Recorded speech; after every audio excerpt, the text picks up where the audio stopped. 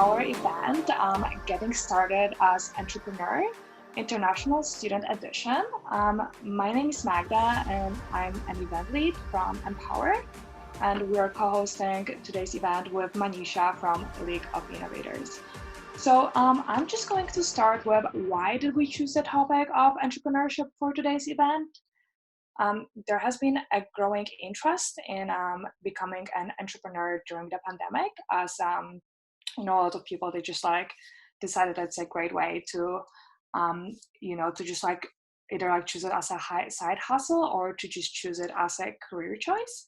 However, we've noticed that many international students are a little bit intimidated to become an entrepreneur in Canada. That's why we decided to ask some of some of the former international students who succeeded and currently are entrepreneurs in here, to ask them some questions, to have a panel discussions with them, as we thought it would be great and very beneficial to and inspirational to many international students. So I would just like to give you a little bit of heads up. For our panel discussion, we would like you to ask questions in the chat. So you can just ask your own questions to our panelists. We do have some questions ready, just in case. However, it would be great if you could just type them in the chat. And I would just like to mention that we cannot provide any legal advice about any immigration issues. So we're just not authorized to do so. Let me just tell you a little bit about Empower, about our organization. Okay. Perfect. So we are a community-driven organization, and we help and support international students who are new in Canada with different career development services. So we offer we offer this in a few different ways. We offer different events and workshops, events such as this one. And in the past, we had an event about networking. For example, we had different events about how to navigate hidden job market and such. Additionally, we also offer some mentorship program where we just when a mentee is matched with a mentor, and a mentor guides the mentee through different career choices and just tries to guide the international student. And also we do some one-on-one sessions where we help you with building some resume or cover letters. And right now I'll just pass it to Manisha, who will introduce the League of Innovators, and she'll also introduce herself. Awesome. Thank you. Hey, everyone. It's Manisha here from League of Innovators. It's so awesome to see all of you here. And thank you for spending your Tuesday evening with us.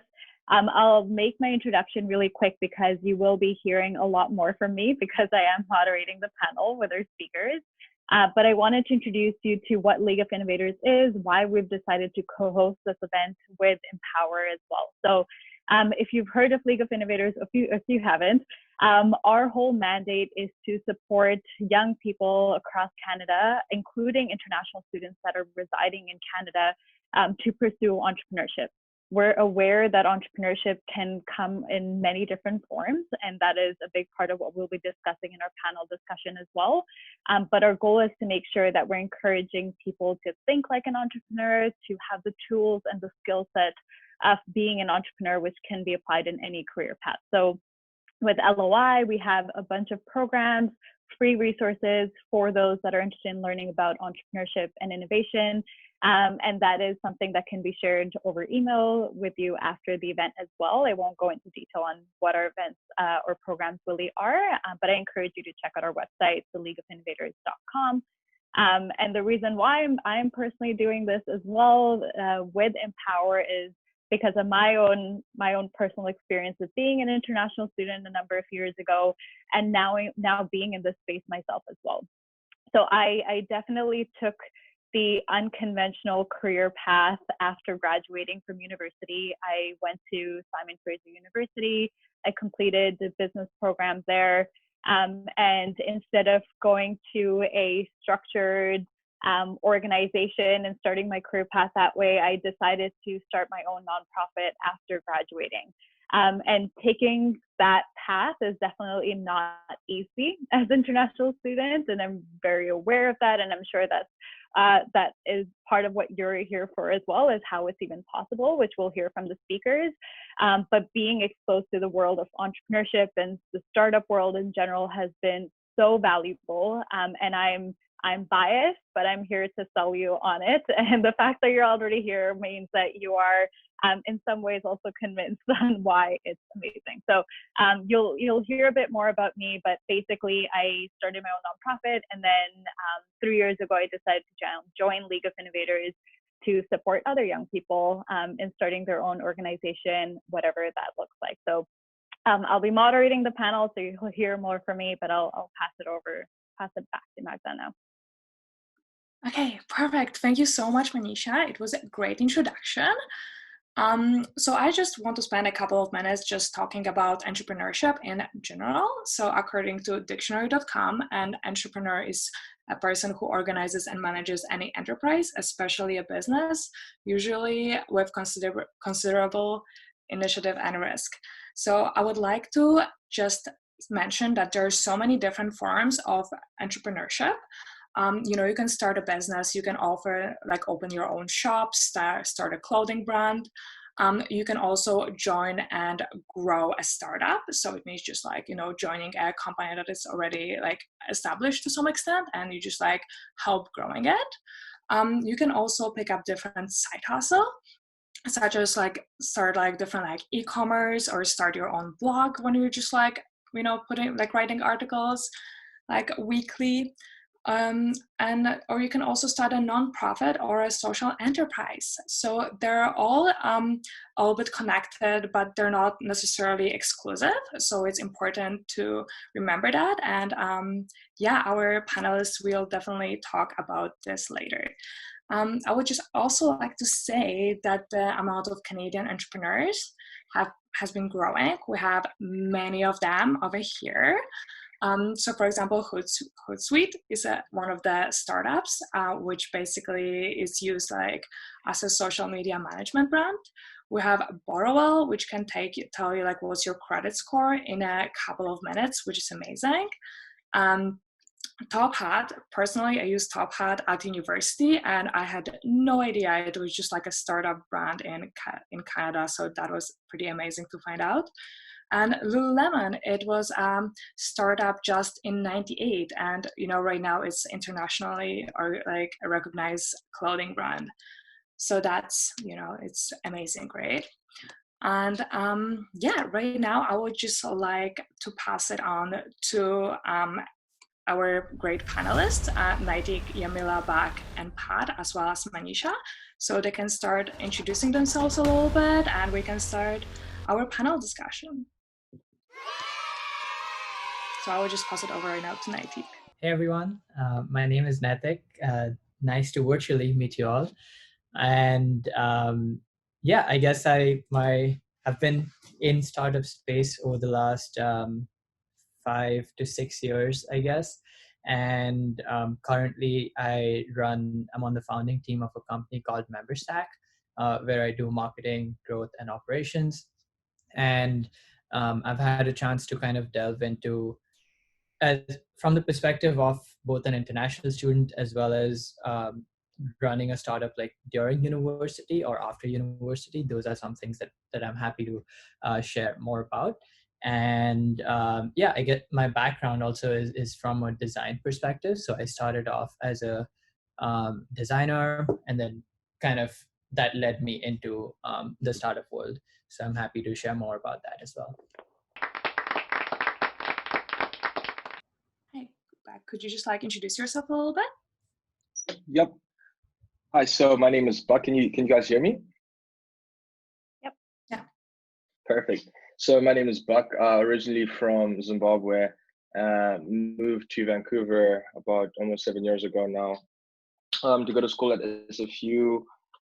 Started my entrepreneurship journey kind of a bit earlier when I was at the end of my first year. I joined a startup and kind of helped it grow, and that was a clothing brand called Front Runners. And so I had a unique experience of being able to do that and learn from being part of a startup while still in school and being able to apply some of the things that I was learning in the real world and vice versa. And then after I was done school, again, like Manisha, I wanted to pursue a more non-conventional path. I joined a technology startup called The Perk, which was a card software company, and worked with The Perk for about a year and a half until fully launching into Chaos Lab. So Chaos Lab is something that I'd been building in the background for a while. And then after I'd worked at The Perk for some time and felt like I built all the necessary resources and skills that I would need to be able to venture into the startup, I guess, world full time on my own. We launched Chaos Club, which is a digital record label and design studio. Thank you, Buck. That's so cool. I actually saw one of your partners presenting at the University of Victoria, and that's when I first discovered your brand. But my name is Jamila, everyone. I'm so happy to see you here. My journey started, like I came to Canada about 6.5 years ago to study at UVic. While I was at UVic, that's when I met my first co-founder, and her name is Paige. Now, at that time, Paige had invented the world's first eco-friendly glow stick, and she was showcasing it at the finals of a competition. We were both finalists, and we connected at that event. And that specific connection led me to be part of the founding team member of what became Nyoka Design Labs. And since then, I ended up, it's a biotech company, so we work in the tech, we work in education. We are more of a non-conventional technology company where we are looking for solutions to reduce plastic waste in the world. But besides that, I ended up going in a different pathway where while I was working with them, or even designing how I wanted that to look, I was also working to become licensed, and I ended up working as a licensed financial advisor, which I was able to bring that knowledge to this venture, as well as just shape my mindset in a way that would allow me to be more entrepreneurial. I also went through League of Innovators, which was awesome. And most recently, I ended up co-founding together with a team of 9 other co-founders, which is like the biggest co-founding team I've ever been a part of. We created AfroHealth Marketplace, and basically we're providing business solutions and support to the Black community, especially during the COVID pandemic. And most recently, another venture which we'll be launching probably in September as well. So that's a little bit about me, and thank you so much. Perfect. Thank you, Yamila. And right now I'll pass it over to Pat.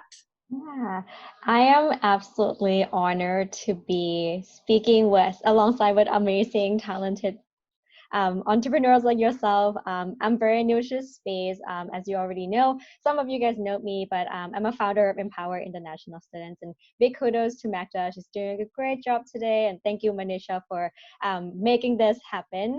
I'm Pat. I am originally from Thailand, so I moved here 7 to 8 years ago for my bachelor degree at SFU. That's actually where I met Buck in university. So I personally, I did marketing and entrepreneurship in my university, and currently I have a full-time job. I actually work as the product manager at TELUS. Empower has been something that I started off a few years ago with my own passion in helping international students like a lot of you guys in the call, but we want to be able to help empower each and every one of the international students community to be the best self in a new country. And I totally understand it is tough. It is tough to put yourself up there. It is tough to move to a new country. So this is a good platform for you to feel safe, to share your voice, to learn from each other. And thank you again for joining us today. Okay, perfect. And I will just pass it over to Manisha right now to just introduce everyone to the panel discussion. Awesome. Thank you so much. Thank you to the 4 speakers. I hope everyone's already feeling inspired, already has some questions that they want to ask as well. So that's exactly what we're going to start doing. So we will stop sharing the screen at this point, just so you are able to see everyone, but you're also able to see each other. So at this point, I would also like to invite you to turn on your camera if you're comfortable. Of course, if you're not, no worries, but we want to make sure we're not talking to black screens as well. So feel free to turn it on. We will be using the chat function on Zoom. So I know I'm just doing some Zoom keeping, the way we do housekeeping for in-person events, just so in case this is a new platform for anyone, but we'll be using chat function for any questions. At any point you hear something intriguing and you want to ask a question, just pop it in the chat and I will do my best to get to it. It really depends on how many questions come our way as well. But we also have some amazing questions that all of you submitted when you registered on Eventbrite as well. So I will be incorporating that into the panel discussion, into the conversation too. For the panelists, you're welcome to keep your chat open if you don't feel that that's distracting for you, if you want to read the questions as well as they're coming, and if you feel you want to address something right away, you're more than welcome to as well. And then after, Magda already mentioned that there will be breakout rooms, so that will be an opportunity for you to come off mute and ask a question, but for now we will be sticking to the chat function as well. So overall, my approach is to keep this as a free-flowing conversation. I know all 4 speakers prior to this event, so I'm really excited to have this conversation. And then I want to make sure that everything that you have in mind is really addressed. And I know that there were already some questions, even when we came in, that people had already put on chat as well. All right, and then my last thing is, I know this is virtual. Virtual events can be really tiring and draining. So if at any point you need a break, please feel free to do so. And there's a chance that we might be able to end the event early as well if we're able to get through everything and as much information. Okay, so Nethik, Buck, Pat, and Jamila, I am so excited to chat with you. And I want to start it off really simple, just by getting a bit more context around your journey of being an entrepreneur and how it all started for you as well. So I'd love for you to think back to where you were 5 years ago. What were you doing in 2015?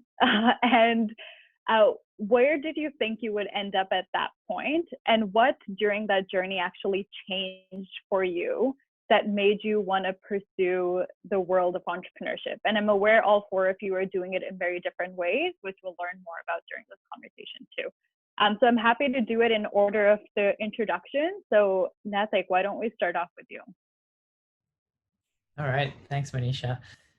So 5 years ago, I was in my second year at university, and I did have a part-time job outside at a design agency. So as an international student, I think I was just getting like settled into the city and just realizing that it was the first time I'd ever lived abroad as well on my own. So moving to Vancouver was like a pretty, I guess it's a pretty big change in my life personally.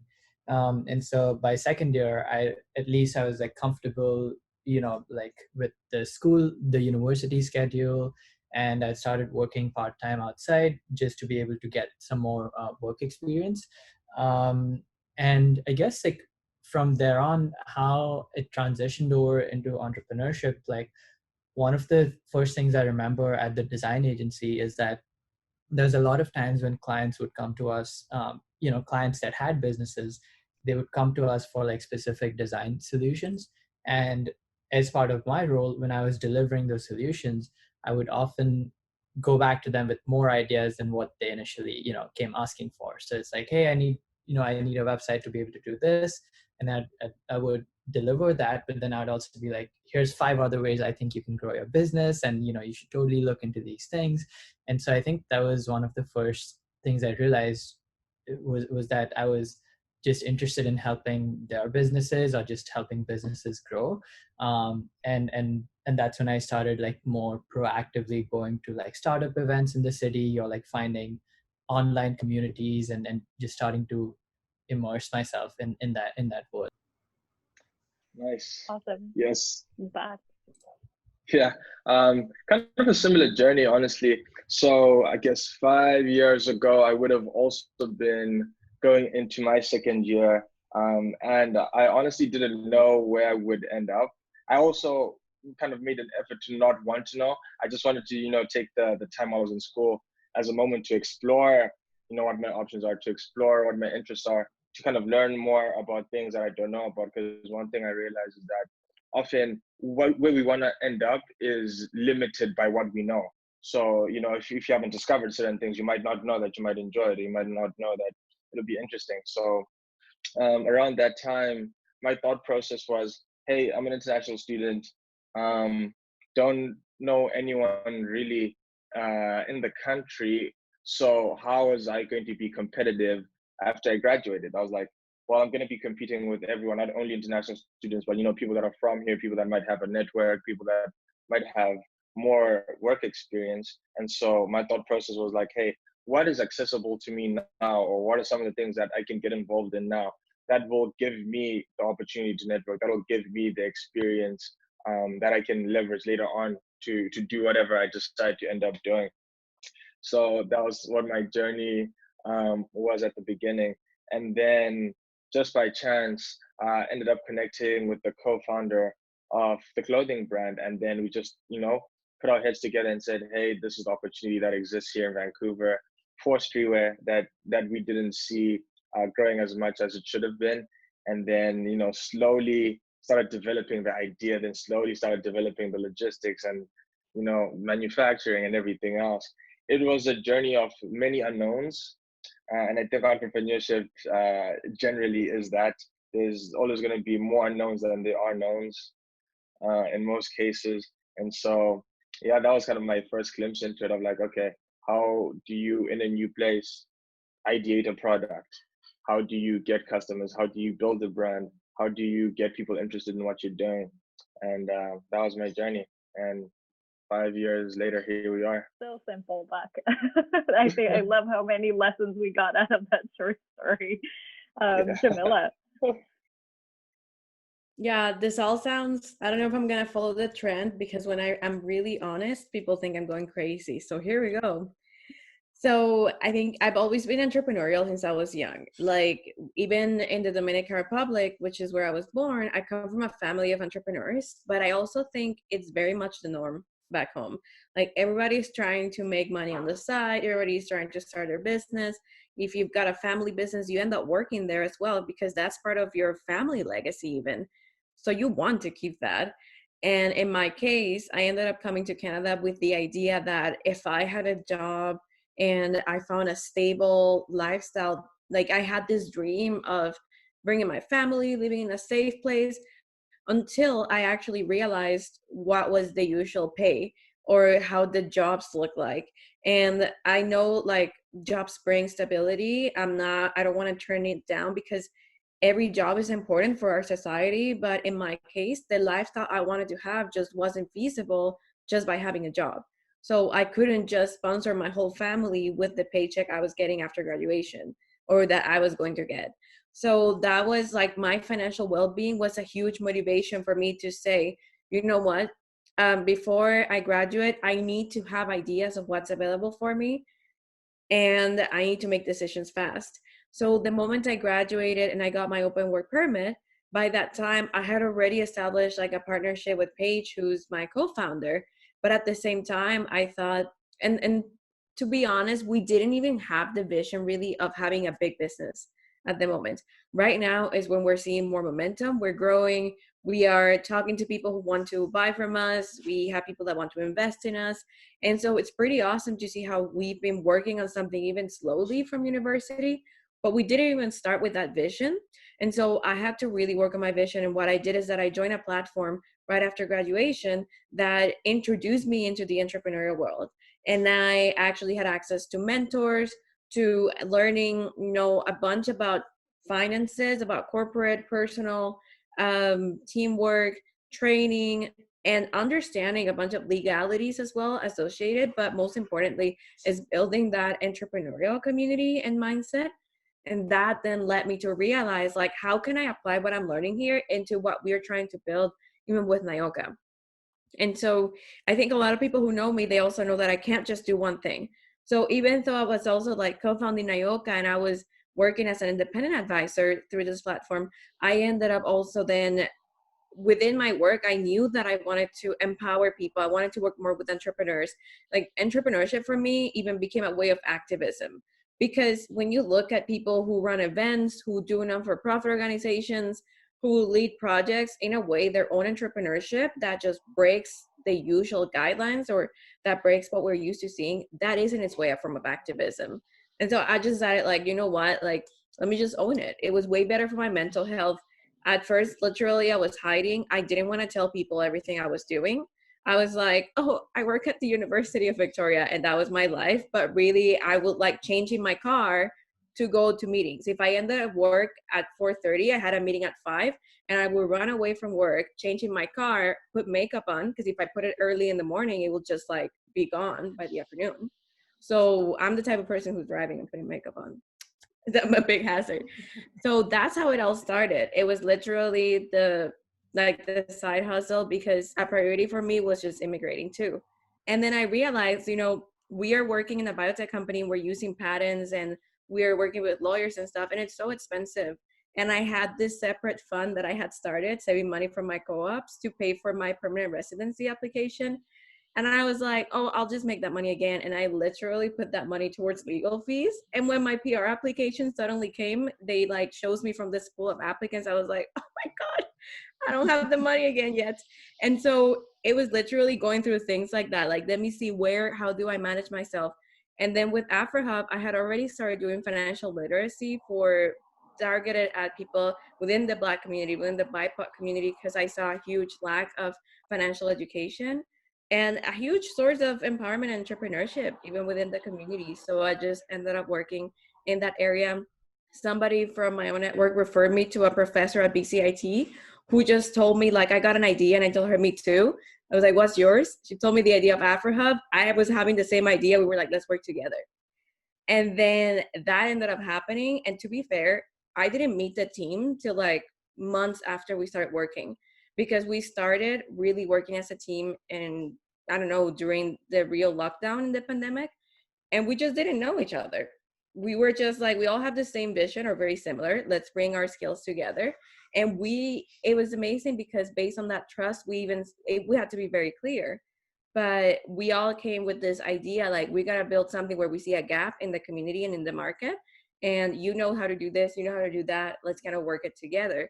And then similarly, in closing, my question will be for myself is, how do I do all of these things? How did I came to that?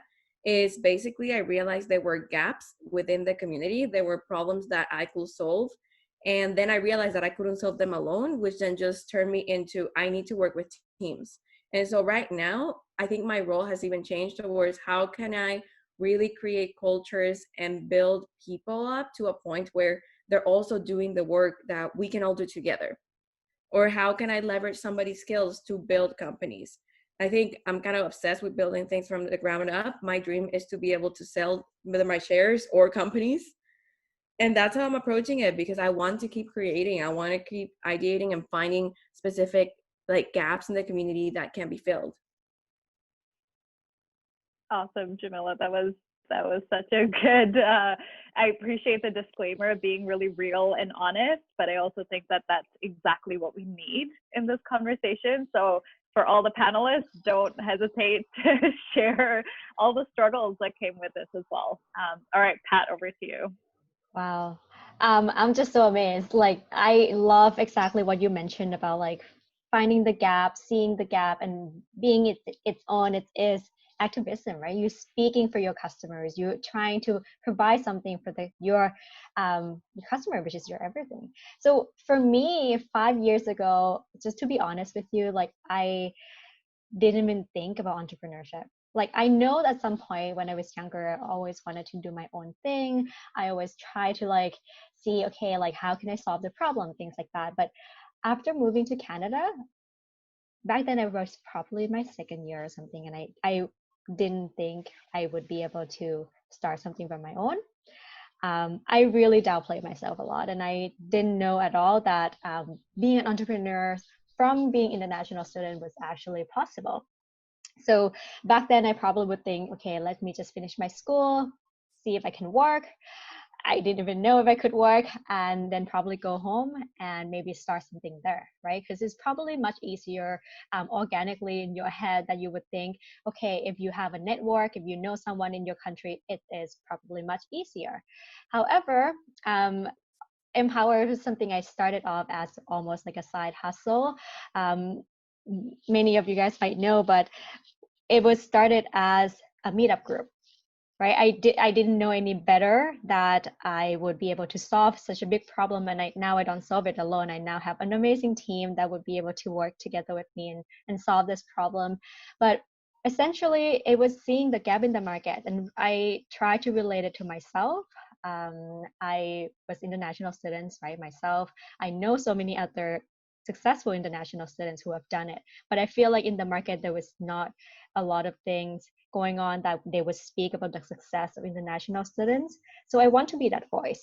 And I'm like, how do I be that voice? I start to surround myself with those who are going through the same experience, those who are in the same industry, those who are trying to solve the same problem. And I'm like, let's work together. I have had so many people who reach out to me for me just putting myself in the market and say, hey, I want to solve problem of international students in career development. And they ended up reaching out to me. That's how I met my amazing team. That's how I met my business partners over the past little while. And that's how it came to be, just being surrounded with the customers and who you try to solve the problem for. Sometimes it just comes pretty naturally. Yeah. But yeah, no, I never thought I would be doing what I would do. Yeah. Mhm. Amazing. Thank you, everyone. I feel like we've gone so much out of just that one question around what it means to try new things, what it means to take small steps, be okay with all the unknowns that will come with this journey, being able to build this community around you and network. And I also love what you said, Buck, which is like, you don't know what you don't know, and you will never know what this process can really take you to as well. The one thing that I constantly hear people say, whether it's young entrepreneurs that I work with, but especially international students as well, is that how is this journey logistically possible? How do I do it if I don't have a network? How do I do it if I don't have money?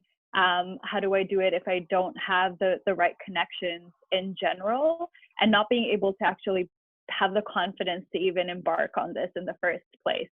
So I want to get that out of the way as well with this next question around what were the barriers that you faced as being an international student, and what made it really difficult to actually pursue entrepreneurship in general, and how did you overcome those challenges? So hopefully we can address as many potential barriers as possible around what someone might be thinking that's here in the room with us. So maybe we can start. I'm happy to do the same order. I think that works really well. So Nethik. Sounds good. So I guess in terms of the biggest barriers that I faced, or that you might encounter in your like journey, is one of the things was, the first one that comes to mind specifically with international students is I don't have the network, or I don't know where to get started. And my perspective on it, which I don't know, it might be a bit of a different perspective, but I feel that starting something from scratch when you don't know anyone in that field or space is a benefit, is an advantage, because you can pretty much, the thing is, like, with a lot of what like running a startup or joining a startup involves is you like setting some sort of goal where, hey, I want to launch a business for these type of customers, or I want to achieve this within my personal life, business life, and then just not knowing. So you have point A where you are right now and point B where you want to be, but you don't really know how to get there. And literally all of like working in startups or like working in any sort of entrepreneurship is about finding your way to point B. And there's no single way to get there. There's like 20 different ways you can get there. So what I mean by saying, the fact that you don't have a network is an advantage is because it gets you, like, one of the things I did early on was just literally go to Google and find every single entrepreneurship event, which is probably how some of y'all may have come here, is to find as many of those as I can and just hear and meet people that are doing it so that I can talk to them one-on-one. But the other thing was learning how to just cold message people. And by cold message, I mean, essentially, if you find someone online, you find someone in a community, in a space, let's say you want to start a fashion brand and you find someone who's been running a fashion brand for 10 years, maybe comes from the same place as you, or has some sort of like connection with, where you're starting off. Being able to like find out what's the best way to reach them, and to reach them with a cold message out of nowhere, not asking for introductions, and just saying, hey, this is me, I want to do something like what you did, and I have this specific question for you. Just that idea of cold messaging anyone on the internet, anyone in the world that you want to reach, is really powerful. So one of the things I did early on was I emailed every single like design agency or every single startup I could find, and I'd just be like, hey, I'm a student, I want to help you, I don't know how, but let me know what your biggest problem is, and I'll do something to help you. And so that's kind of, I guess, a barrier, and then the way I navigated that. And then the second one would be money. So one of the things I hear commonly is, hey, I want to start this new business and I need $1,000 to do it, I need $5,000 to get it off the ground, etc. And for some businesses, that is like a hard requirement. Like if you're trying to build like some sort of like hardware technology product, for example, maybe you do need that for like materials, you do need that for like laboratory space or whatever. But I think for most, especially given the age that we're in right now, it's very accessible. There's like just so many tools and resources that you can use for free to get your business off the ground. And so one of the things I would say is money. It may seem like money is a requirement to be able to start something off the ground, but again, it's an advantage if you start, in most cases, there's always exceptions, but in most cases, if you can find a way to make, your first $100, your first $500 by selling something of value, and just doing that from scratch is going to be a little more challenging, but it's also going to teach you so much more, that it's going to like serve you well as you try and grow that. So those are two barriers that I recognize, but if there's other ones that you have in mind, feel free to put them in chat, and I'm sure all the panelists or anyone else would be open to pitching in. But yeah, that's my input there. Nice. That's you touched on a lot of points that I 100% agree with as well. I mean, there's a lot of the barriers, both from logistical perspective of like, okay, you need the money, you need the network to do it. But I found one that was unique as an international student is at every point trying to navigate whether you can actually do something as an international student. What I mean is like, well, like how does this affect like my study permit, or how does this affect my work permit? How does this affect my PR? So I think for me, that's been one thing that I think would be different for international students versus everyone else when venturing into entrepreneurship. Just making sure that as best you can, you kind of check in to see, well, is this thing that I'm doing, can I actually even be able to do it? How does it affect other parts of my life, or how does it affect me being able to stay in Canada, etc. And then, and so that's just kind of like the purely international student side. The other side is, these barriers, like, okay, how do I build the capital to start it? And just like Natek said, for me, initially, when we first started the journey, we built it ground up where it was like, well, we obviously don't have access to a lot of money, but with a few $100s, we could make 5 shirts. So you sell those 5 shirts, and all of the profit you put back. Next time we can make 15. Then, okay, you sell those 15. Next time we can make 50, then 100, then 200, and kind of scaled it that way. So the barrier of capital, I also 100% agree that it's not a big of a barrier as people may think, especially the earlier you are in your journey. So unless it's something that's super capital intensive, at some level, there's something that you can start today, or there's something that you can start with a relatively low amount of money. And I would say another one is navigating, well, this is also depending on whether you're doing this in school or not, but navigating how you allocate your time. So I think when I was trying to do entrepreneurial things in school, at Barry, I was like, well, I'm in school. I have to make sure that I'm getting all my work for school done, or, you know, if you're working part-time, you also have to get that done. And then you also have to kind of focus on building a brand or building a business, etc. So time, I would say, was a barrier. And to get over that is just, you know, better time management and also prioritization. Often people think that if you're doing 3 things, it means that you have to divide your time into thirds. Or if you're doing 5 things, you have to divide your time into 5. But one thing that really helped me was saying, hey, what are the priorities in my life right now? What's the time allocation I need for everything to be optimal? And then allocate my time that way. Yeah, I think off the top of my head, those are the few barriers I can think of. I appreciate that, Buck. And I'd love to quickly follow up. And I'm also following up with this because I understand those were a lot of the questions that were also asked during the Eventbrite registration. Is you mentioned the logistics of doing this in the first place. Is like, can you get a permit, a work permit? Can you get your PR when you're doing it? And as mentioned at the beginning of the event, we're not giving immigration advice. This is a different journey for everyone that's here. But I would actually love for you to touch on it briefly on, did you find a creative way to make that work for yourself? I know that was the case for me personally to make it work, so I'd love to hear from you as well on that end. Yeah, for sure. You know, I always had to, and it was a matter of like, okay, do I have to talk to a lawyer? Do I have to talk to an advisor? I'm like, oh, okay, cool. When you're an international student, oh, okay, you shouldn't register a business. So I was like, oh, okay, my business partner is Canadian. And then for me, technically, it's not that I'm the one running the business, because for me, the value was the experience in doing it, right? So it's about understanding like, well, what are you entitled to? What are the boundaries and how comfortable are you, you know, crossing certain lines?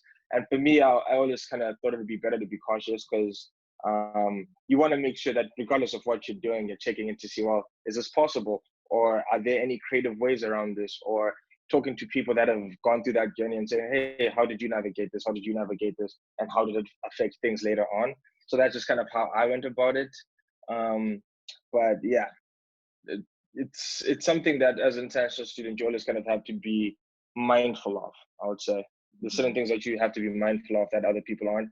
But at the same time, like Manisha said, there's always creative ways around it, right? And I'm definitely, I'm in no position to give anyone any immigration or legal advice or anything. But what I can say is that there's always, you know, ways to be creative, and you can ask your advisors, you can talk to an immigration firm or whatever the case is, kind of see what your options are and understand the hard boundaries that you should not cross, or things that you can do and things that you can't do. Yeah, for sure. Nithik, I'd love for you to also briefly touch on that point as well before we move to Jamila. Yeah, so I started my first startup in my second year at university, at the end of second year. And like Buck mentioned, just the incorporation of it was something that I did have a co-founder who was a local, who was Canadian. And so it was easier for us to kind of work together to figure that out versus me, you know, registering a business as an international student. And then secondly, there's like, you know, especially if you're like working with other businesses or helping them out, you can primarily, like, again, Buck mentioned, is a lot of it is for experience, right? Like you don't really need like an official, for example, like if you're helping a startup with their marketing stuff just on the side outside of school, unless you're like aiming for like a paid internship, it can be like a volunteer marketing role and you can still help them out. Like no one's going to come and tell you don't do it. So yeah, I guess, and as long as it's like, it gets blurry when you're trying to make it very for example, like if you're looking for a specific internship, then there's all the legalities and the documents and the processes that you have to keep in mind.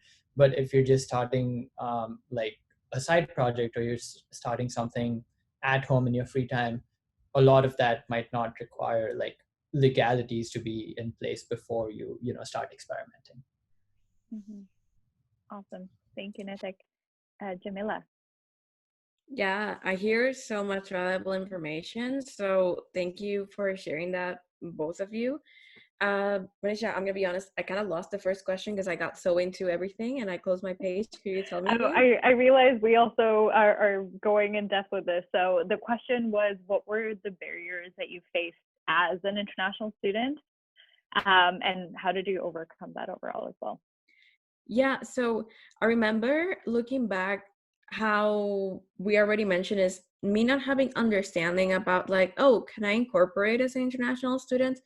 And I think the answer, I recently found that, and the answer was just like, oh no, you can't be majority owner in a company or something like that. And now again, not giving legal advice, but because I was so afraid of that legal aspect and not really knowing. And sometimes I would ask different people, I would get different answers. I was working with Paige on Nayoka, and it was all like, okay, well, we just had agreements like in paper, or we started doing verbal agreements where it was like, okay, we are clearly putting more time into this. We're clearly doing this more seriously. So, let's honor this. And she was very respectful of that immigration thing. This is where I will be very wary now, because I know that not everybody is going to even honor verbal agreements, especially here, where people are looking for opportunities. They want to do it. If you meet a seasoned entrepreneur who might not have the best intentions, I just feel like I was very naive at first. And I got lucky that the people I was working with, most of them were really kind. But I've also been burned by other people who might want to go into a partnership with me or who might want to work with me. So I realized that having agreements was so important, even if it was written, even if it wasn't checked by a lawyer or taken from the law depot, because especially as an international student, if I couldn't have ownership in paper in a company, I needed to have a clear agreement or some form of understanding with my co-founder that we were both putting time and money into this with this intention in mind for the end. Now, that's for an idea where you're actually thinking from the beginning that it's going to turn into a business. Because a lot of times, we volunteer to build projects and we don't even care what's the outcome. So that's another expectation, and it's approaching a project with the expectation that I will intentionally put effort to make this profitable and sustainable. So another challenge I had, really, I like to blame cultural differences or cultural barriers for this one, and I completely see it. Like, I did so much work in the field of diversity and inclusion when I was at the university, where literally I presented in conferences, I will do consultation for the university. And then I started seeing those same things that I was doing consultations for, the same challenges, were again showing up in my startup. And surprisingly, it actually hasn't showed up in any startup where I'm not working with Canadians or with people that come with the Western culture. I don't want to bring down the Western culture, but I have to acknowledge that people here were raised with a different thought process, with a different worldview, a different way of even valuing relationships or processes.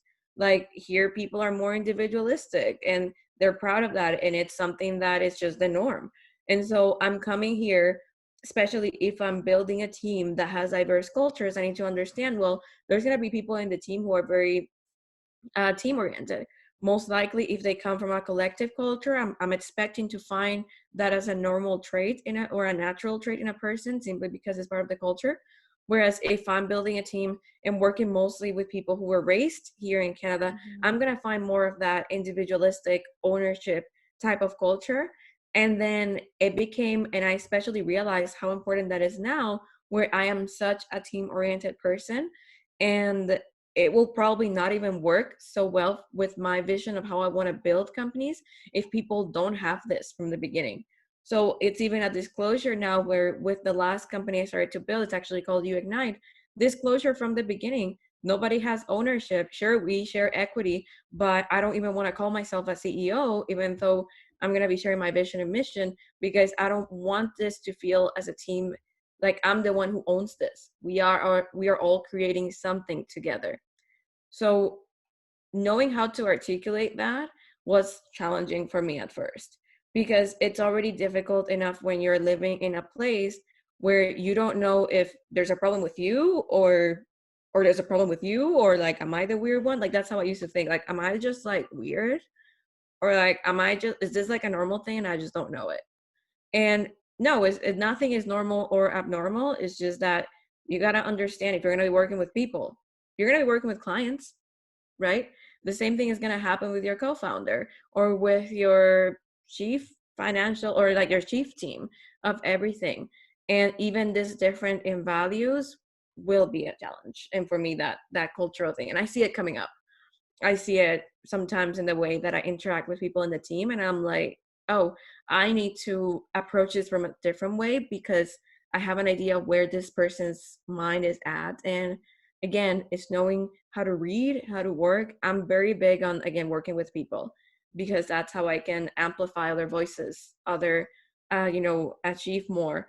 I always like to say, like, I didn't used to do this, but now I went back to playing video games, and I couldn't do that before because I just didn't have a team. Now that I have teams, I can play video games again. And that's a non-negotiable for me. It's part of my mental health. So I hope this makes sense. I tried to make it a bit fun because as a leader, you need to know what you need, what you don't need. And it's so hard, not even as a leader, but just as a person, to identify what is it that you need or don't need. Thanks, Jamila. And I think that this whole process of trial and error and experimenting has gotten you closer to understanding what it is that you really need as well. And before I move over to Pat, one thing that I'd love the three of you to also answer shortly after this is that all of you mentioned that you found a co-founder. And you found a co-founder that was also local and Canadian as well. And this is a question that came up a few times when people were registering, which is, how important is it to actually have a business partner or a co-founder? And what are some ways to find that as well? So Pat, I'll let you answer this question around barriers, and then we'll chat more about co-founders. Mm-hmm. Yeah, I'm not going to take too long because I think you guys touched on a really good point. Like, I'm hearing a lot about the logistic, like what is important to you? Do you want to become a PR now, or do you have to incorporate? Like, incorporation is something I definitely thought about a lot, and I've gone through exactly what you mentioned. And I mean, it's really about your priority, right? Like, do you need to do that now? Sometimes you don't have to do it right away. There might be the time that work better for you. But I want to touch on things that I think is not really spoken for, which is knowing the landscape in a new country, right? Starting a company, you really need to know, or starting anything, you really need to know your competitive landscape.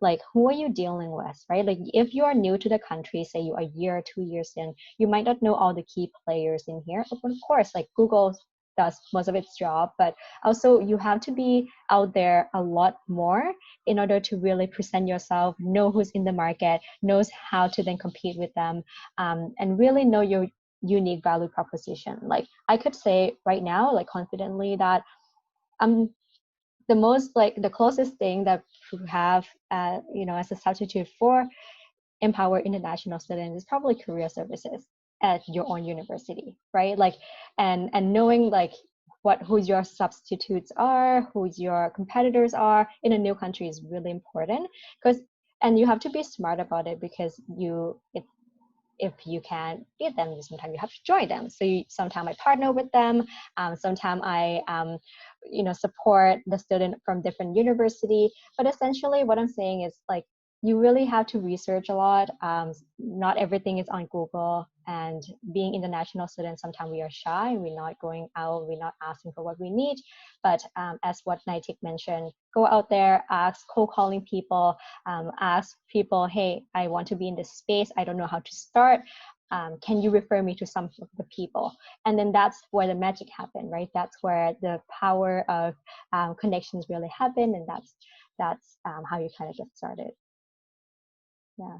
Awesome. Thanks, Pat. And I'm sure that the concept of networking and cold calls will come into play as we chat about co-founders as well. So not everyone has to answer this question, but would anyone like to take this on, Buck, Naitik, or Jamila, around the importance of finding a co-founder and how to go about doing so as well? I can add something. I think that the reason, so having co-founders can go one way or another. I haven't really had any huge problems with my co-founders. I think I've had challenges, and they tend to be solved with clear communication. But again, I will just warn people, like, if you want to have a co-founder, it's the same as doing like a school project. What actually made your school project fail, or why did you end up being the one person doing all the work? Well, somebody was lazy, somebody just didn't care, another person was like, I'll just do whatever, and there was no clear leadership or actually a system in place of how you would work. And so many times I heard people talking about, oh, it's really good for you to have these conversations, because when things get tough, that's when both of you have to agree and stuff. And this is where you really have to understand, like, what do I want somebody to support me with? What do I see in this person? For me, having even a Canadian co-founder was so important, because that person is now bringing a bunch of knowledge that I just don't know. Like, I remember, how you were saying, Pat, oh, 2 years. And then you said 2 years. And I forgot what you said, because I immediately went into thinking, I was like, LOL. In my second year university, I was like getting my first phone plan, because I couldn't get it in first year because I was 18 when I came to Canada. And they just didn't want me to sign up without a legal guardian. And I was like, what? So how am I even thinking about a business when I don't even have a phone plan? And it's all just weird here when I'm not So how important is it? It is super important for you to have a mentor. I think, in fact, you don't even need a co-founder if you have strong mentorship and if you have strong support that can help you get where you want to be, but you will definitely need a team. Now, there's people who absolutely, if you have a shared vision, I also believe, why would you have two people competing with each other when you can just come together and make something happen? So food for thought there. Awesome. And Netik, thanks for answering over chat as well. That's really helpful. Buck, do you want to add any thoughts? Yeah, I mean, your co-founder is super important, just like any relations that you have, because you're building it with someone or a group of people, and the strength of a company is only as strong as the founders, I believe. And so there's no one way really to identify a founder, a co-founder, or to even know whether it's going to work out or not. But I think what makes it easier is if you discuss things like your boundaries early on, you discuss things like your values, you discuss things like who takes ownership of what in terms of the workload, who's in charge of what, who's accountable for what, and lay out expectations and make sure that all those expectations are understood on both sides. I would say is kind of the thing to do. Awesome. Yeah, it seems like there's a lot of themes here. Is clear communication is can really make it or break the relationship of being a co-founder as well. I love the next question, which I know, Nathik, you're answering over chat as well, is do you think having a clear why behind your business is important in starting a venture? And I know that this question came over to us through Eventbrite as well, is really looking at like Simon Sinek's start with why model, and how important is that before you have the what and the how of the venture that you're working on as well. So Pat, why don't we start off with you for this one? Yeah, no, 100%. Like if you don't know the why, you're not going to know where to start. And I have been on this path where I could say that Empower was started with a very humble beginning. So we really didn't know a lot. So essentially you could get so many different, people telling you, hey, why don't you do this? Why don't you do that? Why consider this and that? And I mean, you really need to come back to yourself and ask, why did you start this in the beginning? What are you trying to solve? And what really is your why, and how is this going to add value to my target audience or to my people in general, right? Because if you ended up just like expanding a lot of your services and your products just to answer everybody's need, you're not going to be good at one thing. So I would start saying like, know your why, really, your problem, really study the problem, study the landscape of those people who are experiencing this, and start small. You might not even have to launch, 5, 6, 7 services. Start with one and see how the market reacts to it, see what people are thinking about it, and then start adding on to it. You don't have to try to be everything for everyone. It's impossible. And it's better to have a good, solid foundation before you start building something on top of it. And yeah, I hope that makes sense. Yeah, definitely. And for everyone here, I think a lot of times people ask, like, how do I find my why in the first place? And I think it goes back to everything the speakers have been sharing, is that it's the small steps, it's the trial and error process. You can't expect yourself to know right from the beginning without trying anything. Mm-hmm. And it will get you closer to what that why really is. Mm-hmm. A quick reminder, you are able to share questions over chat. For the speakers that are answering over chat, amazing, thank you. So yeah, you might be able to get your question answered on chat as well. I know, Jamila, you touched on mentors, and I think that's something that we haven't really talked about, is like, what is this support system around you? A lot of us may not have our families here, but what is that support system outside of it that has really helped you build a venture, build a career in entrepreneurship as well? So I will, anyone is welcome to start us off. Is like, who have the mentors been in your life, and what has that support system been for you? I can go. Thank you for asking that one. I just didn't realize how important mentorship was for me. That's why I said you can even go alone, but as long as you have that support structure, it's awesome. I'll tell you something I realized. I see you. Are you there? Are you frozen? Can you hear me? I can hear you. Yeah, I Yep. think Manisha froze in the bed. Okay, I was like, no, I froze. I thought it was me. No, you're good. Okay. You're good. So, I feel this is something I was reflecting on like last week. Now that I'm already kind of like in the startup scene and I look at all of these amazing programs just in Canada, I was just reading about this program called Nets 36 today. And then I was even looking at League of Innovators, how awesome that is. A bunch of incubator accelerator programs that are made to help us become entrepreneurs. And they sort of bring this environment and they connect you to people. However, I was actually kind of turned down by how it also felt like it was so inaccessible when I look at people within my community that want to be entrepreneurs or that are already doing entrepreneurship in other ways.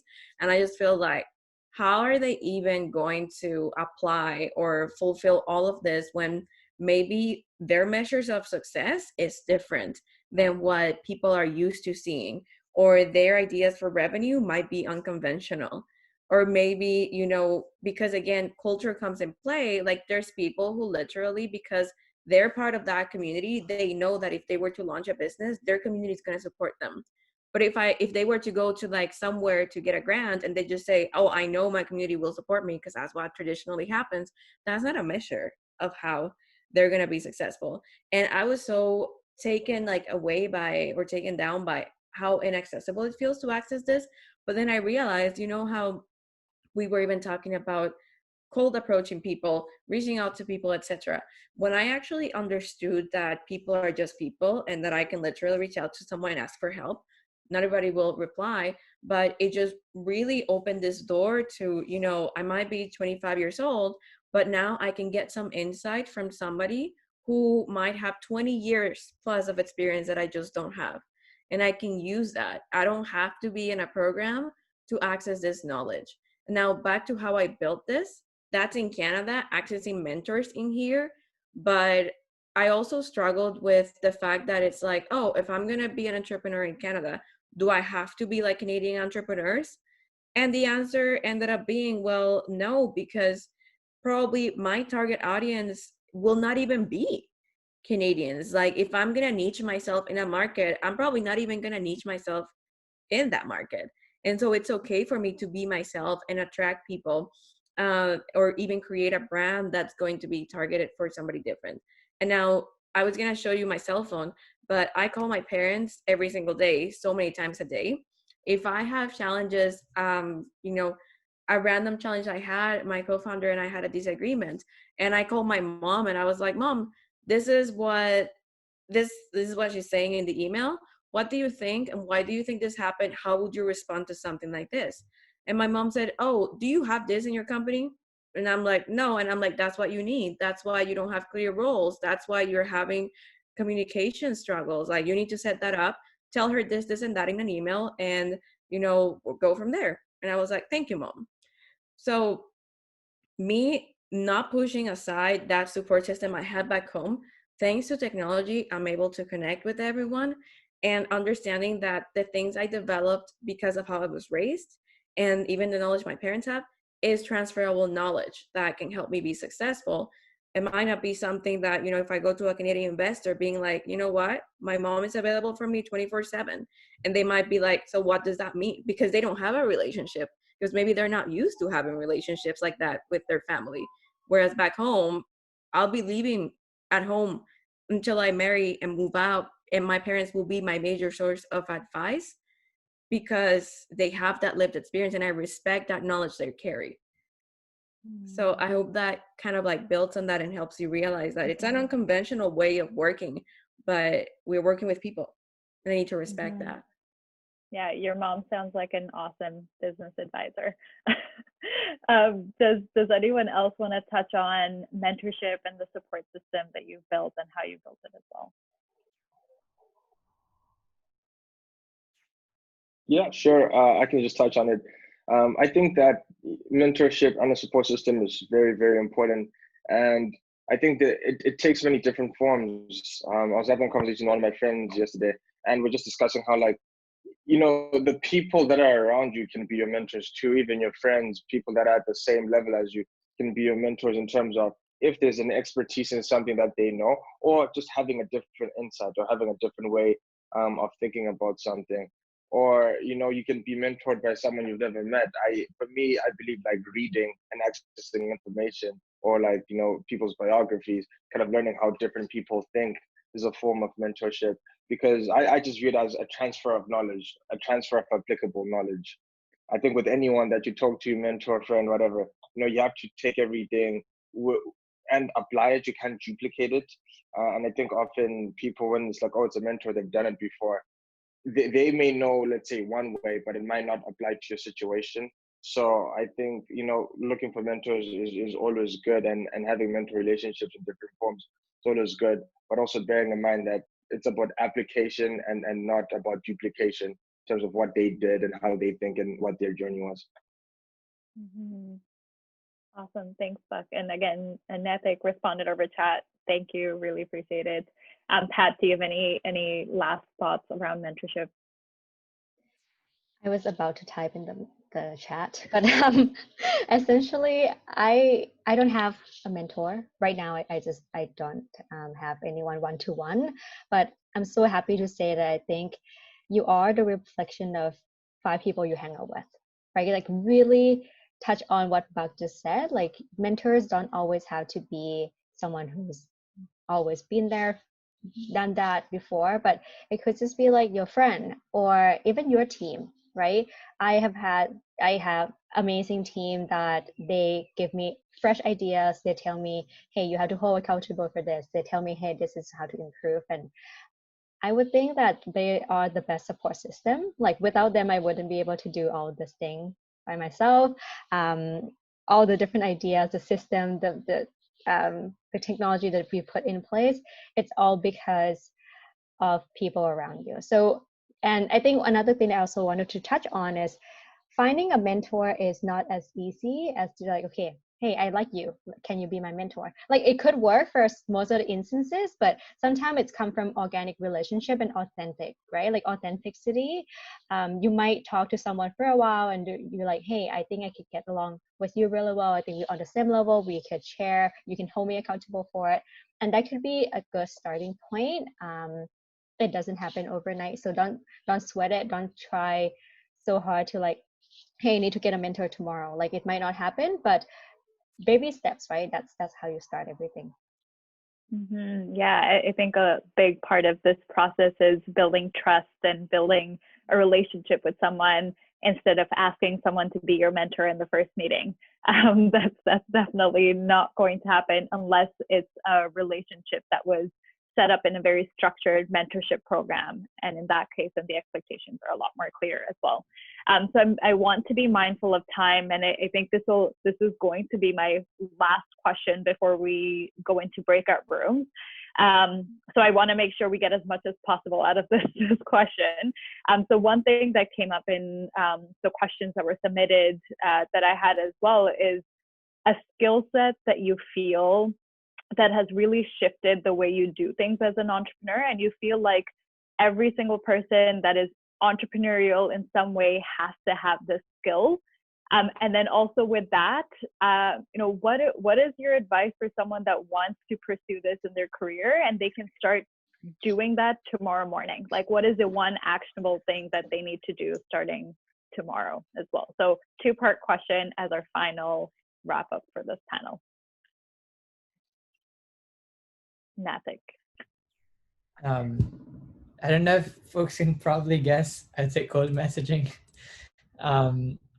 For me, I feel like just being able to have that, just being able to cold message anyone that you want to reach out to is kind of like a superpower, because it breaks down this notion that you need a network, you need a community of like introductions to be able to reach a specific person.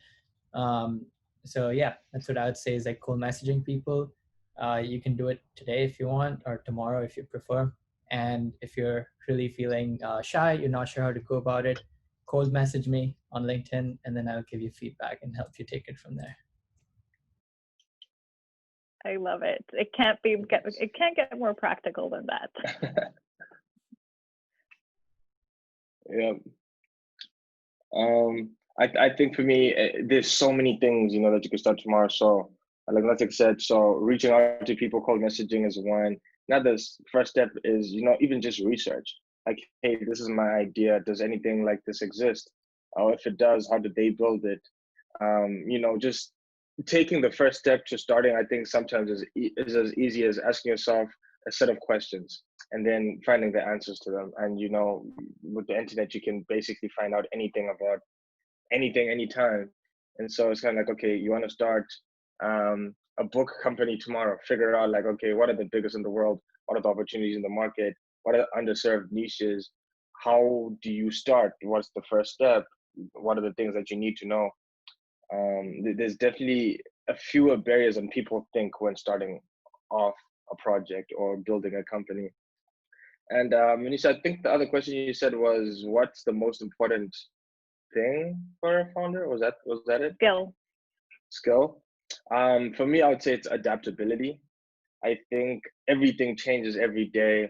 There's going to be new information coming at you. You're going to make mistakes. You're going to be in positions you've never been before. You're going to be dealing with a lot of different personality types. And that's one big thing. I always say that the biggest part of the most difficult part about business is people, in the sense that it's just about, your relationships with your customer, your relationships with your co-founders, your relationships with your manufacturers, partners, suppliers, all of that.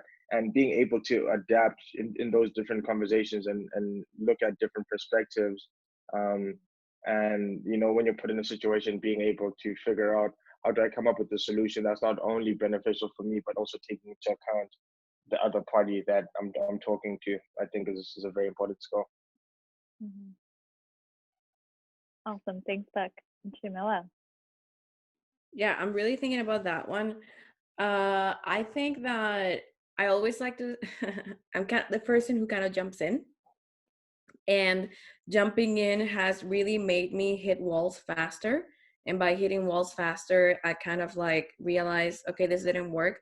That worked faster than somebody who will be cautious. I think that being too cautious can actually hold you back. And I think we need to even begin by starting why not, and why are we so afraid of doing something different? For me, it was that I felt very insecure when I first started. So I didn't really want to share what I was doing, because I thought people will, I was very sensitive to things like, oh, you do so much. And I kind of felt offended by that. And then I was, why do I even feel offended? Like, yeah, I do so much. Thank you.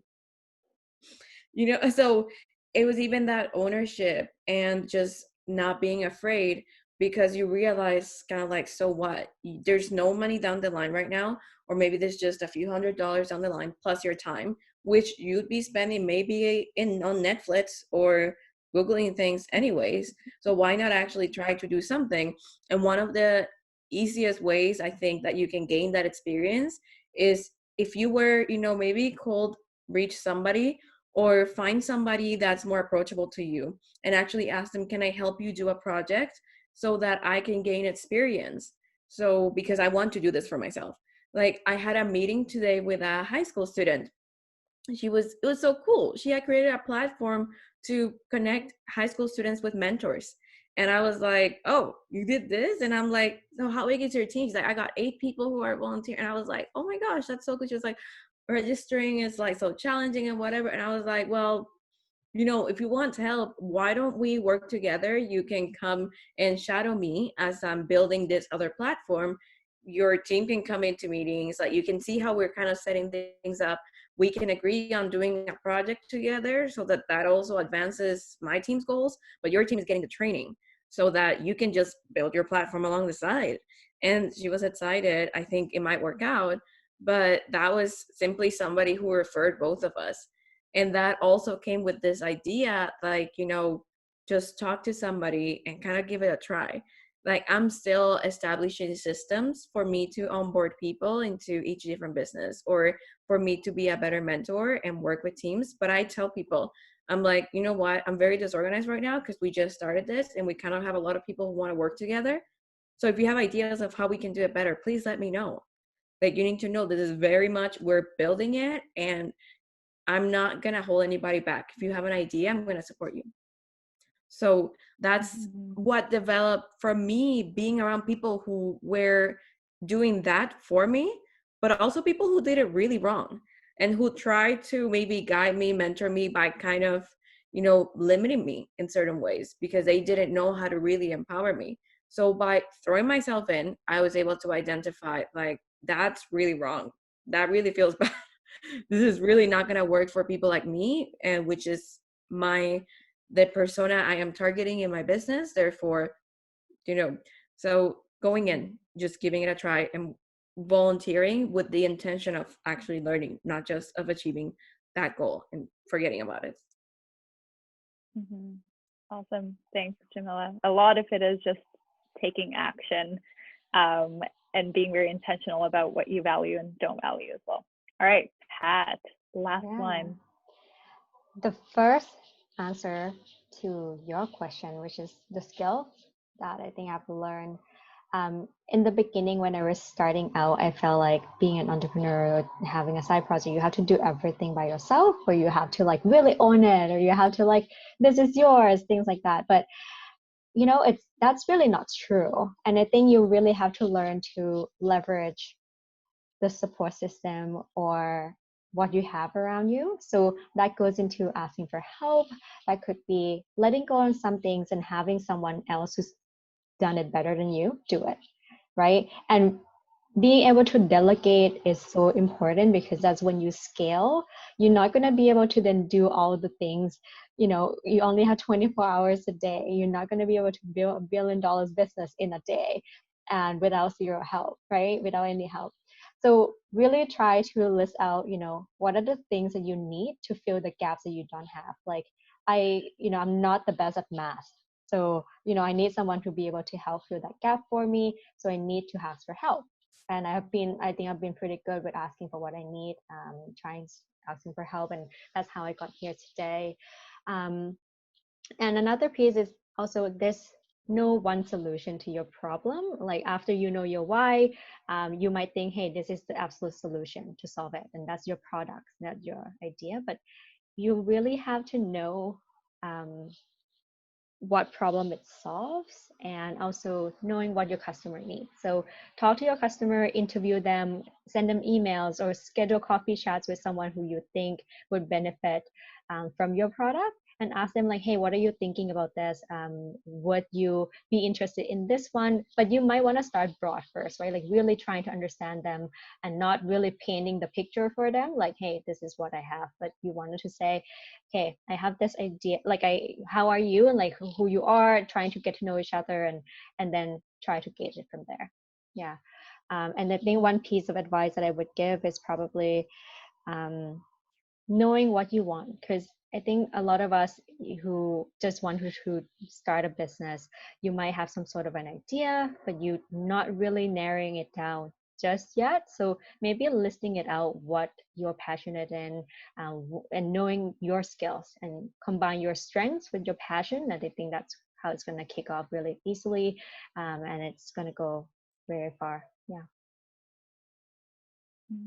Amazing. Awesome. So with that, I officially want to conclude the panel portion. Thank you to the 4 of you. That was so insightful. And I love how many themes that came out of it. I think there was so much overlap in all of your journeys as well, which was really beautiful. Okay. Hi, guys. Hello. Hello. Hello, everyone. Welcome back. Hello. How was that for everyone? Give me a thumbs up. If you're on camera, you can give me a thumbs up, or you can react on Zoom. I can do both. Yes, you can react. I can match my thumb to the Zoom reaction. So that was super insightful. I think I always appreciate being in a smaller group and just getting the chance to have a more intimate conversation. So this is our final call out for any last questions, something that's burning for you that you just feel like wasn't answered for you. And I will give everyone maybe like 30 seconds to see if there are any questions. And if not, no worries. I think this is also a great time for us to wrap up as well. And then from the speakers, I'd love, just one word to describe how you're feeling. Like, you might be tired. You've done a lot of talking, but how are you feeling about this conversation as well? And then I'd love for everyone else to also think about your one word. Like, how are you feeling? Overwhelmed? Are you feeling curious? Are you feeling more confident? Are you feeling empowered? Because empower. Sorry. So how are you feeling? And then put that word in the chat function as well. So one word to let us know how you're feeling, and then the speakers would love to hear from you as well. And then it seems like we don't have any questions, so I will also pass it over to the lovely Empower team to officially wrap up as well. Perfect. Okay. Can I say one thing? I'm just like, I really liked the webinar, and I think everybody was very engaging. And I wanted to say that, like, things might seem uncertain in a new country and it might seem tough. So, but I can say that, like, everything is possible, and it could be possible if you put it into action. So, like, yeah, I love to see all the international students to come out and make sure your voice is heard. So yeah, thank you everybody for joining. Perfect. So I will just move forward with the presentation. We are going to share it with all of you after the event. So we gathered some resources, so we thought they could be useful on your, on your path to starting up as an entrepreneur. So League of Innovators, they offer different career advice, online courses, some crash courses, as well as the foundation program, which is an 8-week idea incubator program, if I'm getting this right, Manisha. So I would really encourage you guys to check it out, as well as the League of Innovators also has a great YouTube channel, which has incredible features, stories, which are basically like short videos about people's inspiring stories. So I would definitely check them out. Additionally, there are also a lot of universities. They offer entrepreneurship co-op programs. So if you're a student at university, you should definitely check it out, because that could be something really interesting for you. Additionally, this summer, there is a contest organized by Prepped. So it basically encourages you to they have like different goals and different plans that you need to just like accomplish during a month. And then you can enter a draw, and the winner just like receives an entrepreneurship package to start your own business or charity, which is also pretty amazing. As mentioned before just now, I will send you guys the presentation. So you can take a look at this again. Additionally, it would be great if you could follow us on Instagram, as well as check out our website for Empower and League of Innovators. So if you only have a minute, that would be great. We're just throwing all the promotion that's due, so like boom, all at once.